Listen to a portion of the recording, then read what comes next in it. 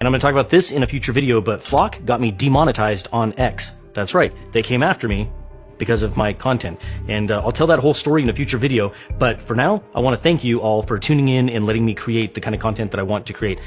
It's something I love to do. I enjoy researching and creating and finding stories that I think that you'll be interested in because I would be interested in them. And because of the fact that Flock, we don't know how far their tentacles go and how and what they're willing to do to cancel content creators. I'd love to have you obviously be a member here on YouTube, but I'm creating a new resistance tier over on my Patreon. And if you'd like to continue to support the content that we're making here and to continue to tell these stories and maybe reduce some of that fear that someone like Flock can cancel us here on YouTube, I'd love to have you jump over and join that membership. All right, back to the video.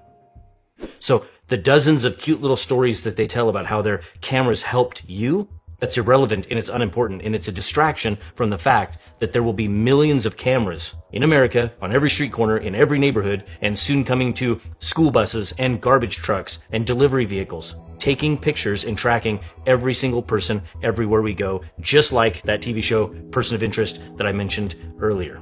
Now, I mentioned Person of Interest in the third video that we did on Flock, so I'll put that right there. You should go watch that. But it's funny how sci-fi becomes reality, because Person of Interest was essentially a TV show that wasn't about so much the surveillance as it was to the twist. So yes, the future was that there would be so many cameras on everyone that everyone is essentially guilty of a crime. It doesn't matter who you are, at the bottom or the top, there are cameras seeing everything that you do. And the AI, it's putting it all together. It's connecting everywhere you go, everywhere crimes happen. It's figuring it all out. But the problem is there's not enough law enforcement. There's not enough courts to prosecute every crime. So the government has to begin choosing who gets prosecuted and who gets made whole. Certain percentage of crimes at the bottom, you have assaults, robberies, muggings, thefts. Those things the government's not really concerned about. They don't have time to deal with that. So there's only certain crimes that they're focusing on. And that was the real twist in Person of Interest. Now, back to the whitelist for a moment. On Flock's own website, they describe the whitelist as something that homeowners associations can use, that residents can opt out and have their plates or their photos automatically deleted so they're not included in searches. Well, there's two problems with that. One is the fact that if there's an opt-out or a whitelist system that's already coded into Flock, well, do you think it's only for HOA people, just for residents of those homeowners associations, those neighborhoods? Or who else gets a whitelist? Problem number two with that, does that mean that if you live in a homeowners association neighborhood that you can just opt out? Well, what happens if you are a criminal? Does that mean the police just magically can't search for you inside of a HOA neighborhood? I don't think so. And so you can see that that's exactly where we're going with this story about Jose Rodriguez.